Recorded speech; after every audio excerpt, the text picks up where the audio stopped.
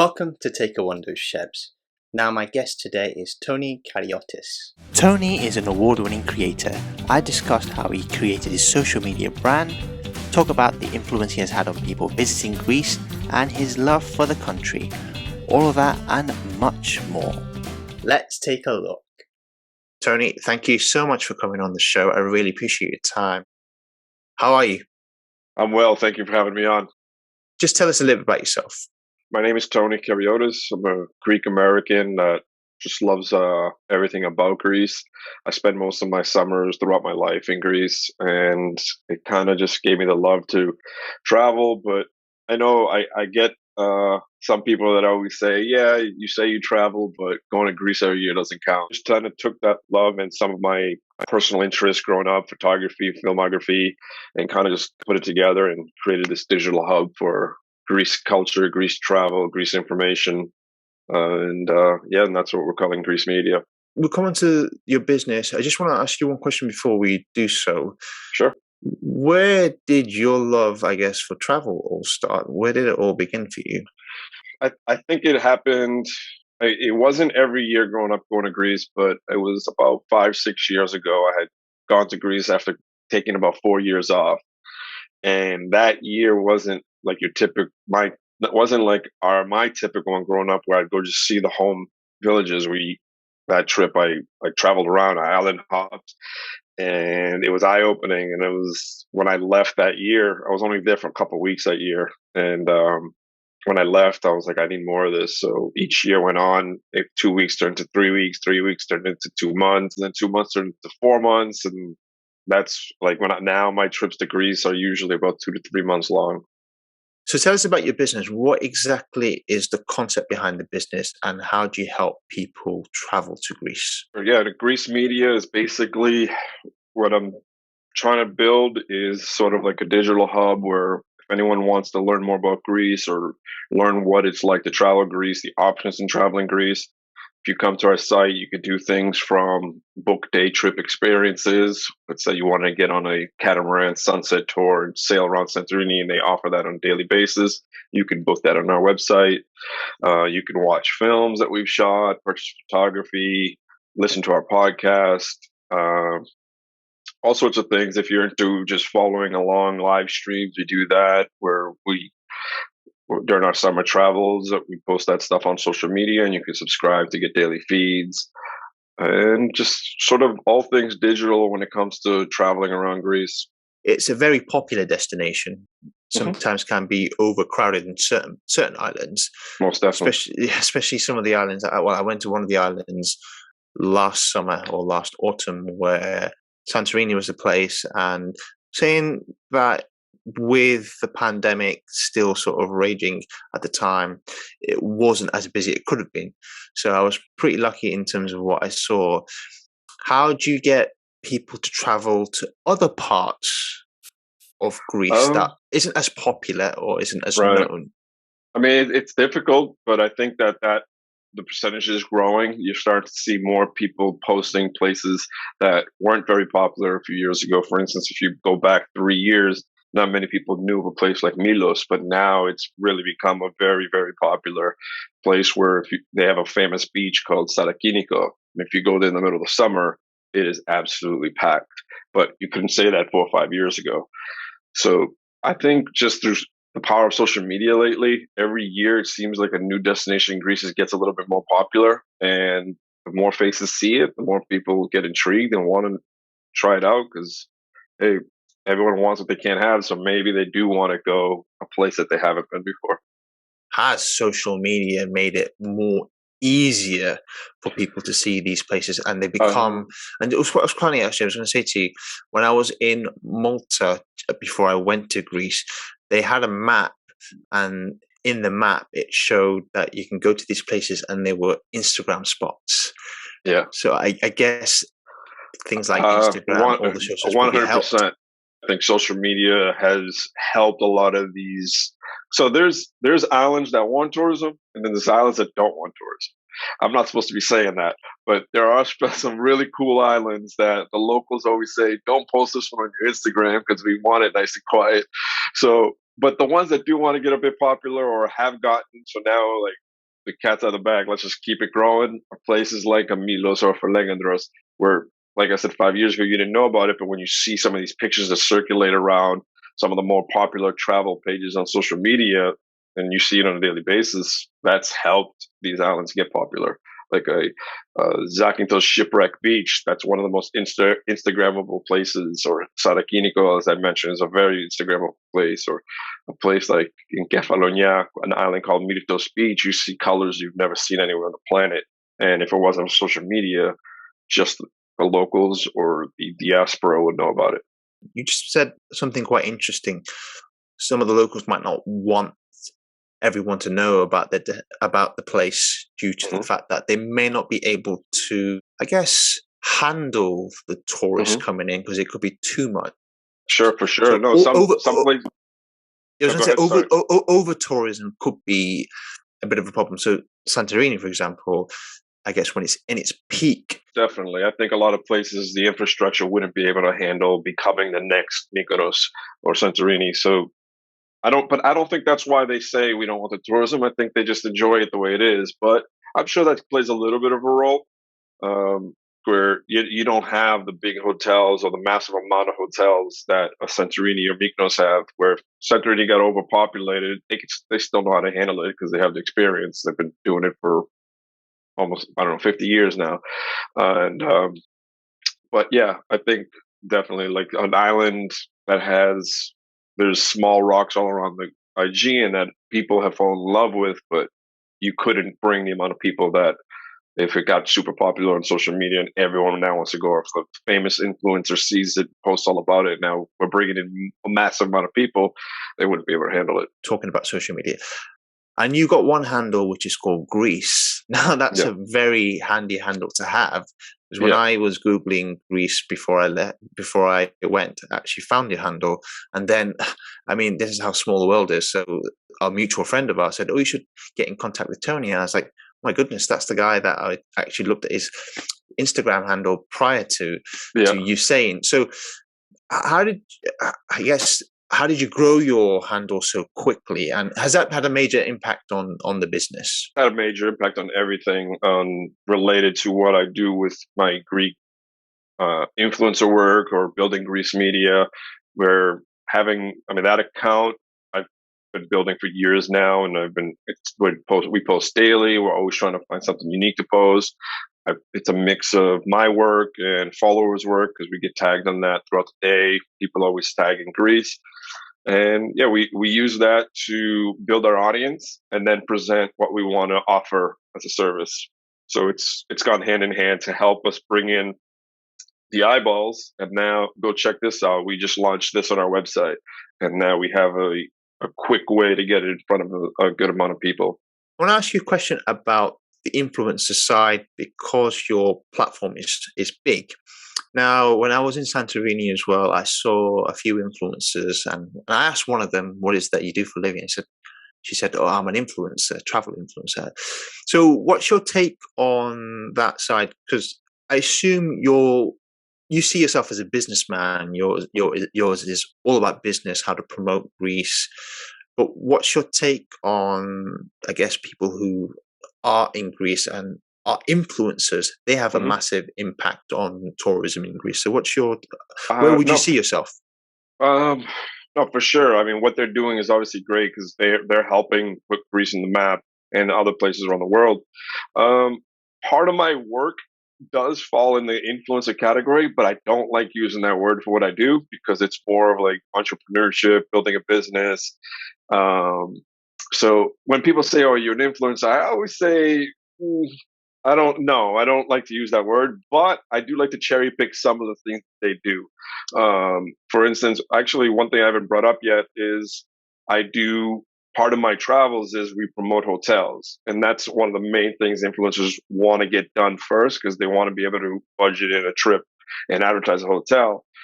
So part of my tours would be if I'm going to a place, we'll promote your place as long as my crew gets to stay at your place for that time. So I guess that falls in the influencer category. When we post a photo, check out this hotel. I only do it places I genuinely like. So whereas I don't know if influencers are the same way or they're just going to take what they can get. And no disrespect them, what they do is great. Um, but I don't want to say I'm on the influencer side because what I'm doing, I'm playing that influencer role, but to build my own company. So I guess there's a little bit there, but not entirely. Social media, it's become a massive platform for all businesses to use. So you're going to have to, there's a catch 22. So you've got to be, I guess when I asked that question to that woman that was there that I saw, and they were in like really beautiful dresses and had their Yeah. hair done and stuff, and went there early. I did an article last year where I spoke about how is it we just talk about in terms of how is there a meaning behind it. So if there's no meaning behind your travel, then is it sustainable? So how long can you Mm, potentially do that? So I guess that's a good point. with your platform, is it, from what I've seen so far, there's a lot of stories to it, and I quite like that. You see, so it's not just meaningless photos. No, that makes a lot of sense because yeah, for instance, if someone is just traveling and just posting pictures everywhere, but not taking what they're building and creating something bigger, then I don't know. You might be right. Maybe it's not sustainable. But everything that I do, every time that I post something, there's a greater meaning, or I'm telling a story. And I'm not saying that they don't tell stories, but telling a story and building an audience to come in and build a trust and then show them all the services that I have built that are related to what I'm doing. Like if I'm going around island hopping, my services will show you how you can do it, how you can book the ticket, how you can book the hotel. So it's influencing for a greater cause within my ecosystem. There must be some challenges that you face competition wise. Are there other competition or For competitors sure. very similar to you? I mean, there's not a ton, but there's pages that the government runs. For instance, we're not the government, but there's the official tourism department of Greece, and then there's a couple other ones that have a pretty big following that do really well. But I mean, I don't look at them as competition. I think we can all help each other because not everyone offers the same service. For instance, the tourism page, all they're trying to do is just get you to come to Greece. They're not doing the services on the website like we are. Um, so while it may look as, oh, this one, and then there's this one, and this one. It seems like the competitive. I don't look at it as competition. I just look at it as we're all putting Greece in front of everybody, and now each of us may provide a service afterwards. So that service may be different. One of the places I went to was Athens, and Athens was a massive culture shock to me when I traveled there, Hmm. because you can go to like a 5-star hotel or a 3-star hotel, but then you step into another street and it's like, well, wherever I come to. So I guess one question I want to ask you is, Greece has had some news in the past where it struggled financially. And when I spoke to locals when I was there last summer, potentially they were saying businesses could be run down the ground. Potentially it will take years to bring up. Has that put people off going to Greece, or is that just something? For me, it was fantastic getting to see all that, because you get to Yeah, see a side of Greece that potentially a lot of people who go to islands don't get to see. sure. Has that put people off, or would you encourage people to go see these places Um, and see and talk to people and talk to the locals? yeah, I don't know if it's put people off. I mean, I don't I don't really hear many people saying, "Oh, I don't want to go there because of that." I mean, right before the pandemic, our tourism numbers were growing exponentially. I think 2019 was somewhere around 40 million tourists. So I don't think it's pushed people away from coming. Maybe it's pushed people away from staying in like overpopulated city. I mean, Athens is known as the place. If you're coming to Greece to come see the islands, you might stay a couple nights after you land and go check out the cool bar or the cool. Got to go see the Acropolis, go see a few museums, and then you're off to the islands, and then you're coming back just to go to the airport. I myself, I mean, growing up as a kid, I felt the same way. I'm not gonna lie. We'd land in Athens, and I couldn't wait to get to wherever we were going. But as I grew up and become an adult, I love the Athens part of my tours now because I getting to Athens and it's always busy. All the development that's gone on over the last 3 years of Yeah, definitely. restaurants, bars, night scenes, and it's very festive and bustling, and I love that part of Athens now. Well, there's a town in Athens called, apologies if I'm pronouncing it incorrectly. It's spelled Psir. Is it City. Siri? Yeah, and it's a place where not many tourists go to. So again, I had the local knowledge of Hmm. us going to, and there's Yeah, bars there, clubs there, yeah, restaurants there, and it's hmm, sort of like a hidden gem. And for sure. you go there, and it's live. I think I went on a Monday night, I think, remember, and it was so lively, and Yeah, it had a really amazing feel to it. So it's not just, I guess, the historical side of it, which is fantastic, which is what I love to go see it as well. But it had so much more character, and I love seeing. I guess you get to see the graffiti art, but there's so much, I guess, graffiti as well that people have, because it's changed over time. So I spoke to someone who was living there 25 years ago to now, and I actually quite enjoy seeing a city develop and change and evolve as time goes on. So hmm, it's it's interesting that you're saying that people like yourself used to go to Athens and wanted to go to the next destination, but yeah. it's also important, I think, to see a city like that, because I it's given me a bit of a taster of wanting to see more of Greece, and I wouldn't have necessarily have felt as though, okay, I want to go see more cities. I'm happy you mentioned CD first because that has become a neighborhood of Greece that I've fallen in love with. It's got some tourism, but you're right. It's busy with the locals. The locals are out and about in the city every single night of the week.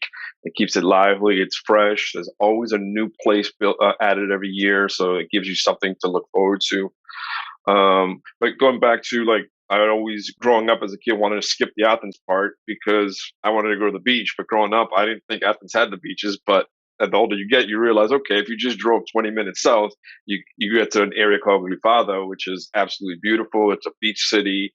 And that is, so now when I'm in Athens, it's split between the inner city, and then I go down to southern Athens, and I spend just as much time there.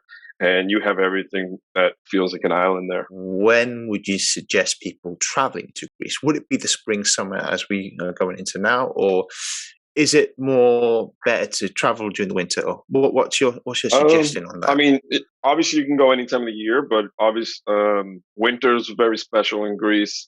Yeah, obviously the islands are going to be a little more difficult to get to in the winter, just because the weather's not Yeah, I was the going to say to best. you, is the weather's not fantastic? So I assume during that time it just completely quietens down and there's not much Yeah, no. activity So going most on. of the islands, like a lot of the businesses that operate in Mykonos, usually, I would, I don't quote me on this, but I think around November, early December is when they'll start shutting the operations down, and then they'll come back in the spring. So a lot of them will move to Athens and Mhm. spend the winters there. For instance, I took a tour to Santorini in January of 2020 when I went for New Year's to Greece, and then I wanted to go see an island and shoot. One of the films that I wanted to shoot in Santorini while it was empty because I just felt like that's something no one's seen before. So it took 5 days to get from Athens to Santorini because of the weather. Every single day, my boat ticket kept getting canceled. We get on the boat, and they say, due to the law, we can't sail. Let's try again tomorrow. We try again tomorrow. The fifth ticket, I get a ticket. I buy the cabin because I knew it was a slow boat, so it was going to take a good 8 hours. So I go sleep. It was a late boat. I woke up 6 hours later. I go to the, and I look out the window, and I'm like, why are we still in Athens? They didn't tell us to get off. So I go and I'm like, what's going on? And he's like, oh, we're leaving in 20 minutes. I'm like, are you sure? Yeah, yeah, yeah. We ended up sailing. While we're about a half hour away, the boat was rocking in every possible way. But we got to Santorini, Wow. got to shoot the film I wanted. And a friend on the island was telling me up until the day you came, it was clouds and rain and like wind. And once I got there, the skies cleared. It was 5 days of blue skies, which was nice, but empty. When I say there was more cats than humans in the popular part of Santorini called Okay. Ia, that's how quiet that area gets. The main capital of Santorini was still busy, but Ia, for instance, was absolutely quiet. Maybe three hotels were operating just because there are some people that will go. But it's a drastic difference, but it's something you do want to experience if you love travel because it's just different. You were talking about sailing. Are there no direct flights then to Santorini? I'm sure there's flights you could take, There or is it is, just? but because of the weather, I don't even think the flights were going that Oh week. It was wow! So yeah, it it was. does really. So the operation completely sort of shuts down in that time period, which is Yeah, something that I wasn't but aware no, of. I think they take it day by day. If they see that day it's not going to be safe to fly or sail, we're not going to go, and they'll just cancel the ticket and say try again tomorrow. You're looking at going around about the spring summertime, which is the hotspot time where Yeah, I think everything. February is when like the bad part of the winter is over. It's not a long winter. It's probably like 5 weeks long. February, because when I left that trip, right before I left, about 2 days left, it started getting really nice, and I'm like, oh, now I have to leave. But I'd say February. After February, you can go. It's not swimming weather yet, unless you don't mind cold water. I think the swimming probably starts in March, April. All year round is nice. Spring is nice because you're gonna get there before all the tourism, so you can go. You can go see a place like Mykonos in May, and it's gonna be. You're gonna be able to get a seat at the most popular coffee shop in the morning to go see the beautiful view. Whereas in the summer, you go there and they're gonna say, "Good luck finding a seat." What ambition do you have for the business now? So you've grown quite big. Mhm. What's the next step? What's your next goal with it? The next step is just keep developing new aspects to it. Like for instance, we're still growing our booking platform for tours. We do offer a great way for a company in Greece that might be related to tourism or for something to people that are coming to Greece to advertise their company. So advertising will play a role, but it's going to play an organic role. We're not just going to do traditional go visit this website. We're going to find a way to implement it where maybe it's through our travels where we show you a great way to make life or your tourism easier by using this product. Other things, we still have a ton of films that we want to produce, documentaries. Our podcast is growing, and yeah, there's some other ideas that I'm not going to touch on yet, but there's a lot of avenues that we can dive down. Just depends on how does it relate to travel and will Phil and Leans find interest in it. You yourself, of course, are based in Greece, but it's only a certain amount of time during the year. I assume you only go for the high season, and then when it sort of settles down, you head back to the United States. I head back, but I try to get back. I try to split my year, basically. I will try to do 2 to 3 months in the summer and then maybe go for another 2 months in the winter or early spring. I try to just be back and forth. I guess when you are back and forth, the bookings are still coming in, and you're still creating content. You're still Correct. you're not taking time off whilst you're Yeah, back no. in the US. So there's still a ton of work. We still have a lot of the photography we need to develop, the films, and some of and the rest of the films and some of the other content that we've planning to release at some point soon. When you say release film, are we talking cinematically, or are these more for your No, your platforms? these are strictly, you can watch them on greecemedia.com. For instance, the first one, this particular film series is one that I created just out of my pure love for photography. It's picture moving photos. So it's standstill views of some of the most popular places in Greece while the place is empty. So that's the theme of the series of this film series that we've shot. For the first one was shot that winter in Santorini, and we called it Naked Santorini because it's naked of people. There's literally no one in the view except amazing views, ambient sounds, where you can throw this on a 70-inch TV, turn the lights off, and feel like you're in Greece, just the sounds and the views. And in the future, because we're in media, we will dive down different routes. We may have a culture series that comes soon. It's still in the works. We may release it at some point. We may start working on it at some point, but that's probably 2-3 years down the road, where this series will teach you about parts of Greece. If I've never been to Greece, what advice would you give me before I left the United Kingdom? I mean, it all depends. Like, I get this question a lot of, what would you recommend doing? but everybody's different. And if you want the popular places, you're going to end up in Mykonos. But for instance, if you're just traveling there first time, make sure you have something set up for that first day, first 3 days in Greece, where you have your accommodation set up, you've exchanged your currencies, depending on where you came from. If you're in the EU, you don't have to worry about that. But for me, coming from the US, that's something that we always got to take care of. Otherwise, or make sure you have a card that doesn't have international fees. Every time you ring out a coffee, you pay $2 for the coffee, and then another $1 for the transaction fee. So you don't want that. Little things like that. And then you can book your tickets for your tours. Like if you're going to get to Mykonos, book that flight or that ferry ahead of time. Because in the summer, there's times where they do overbook. And you want to get that out of the way.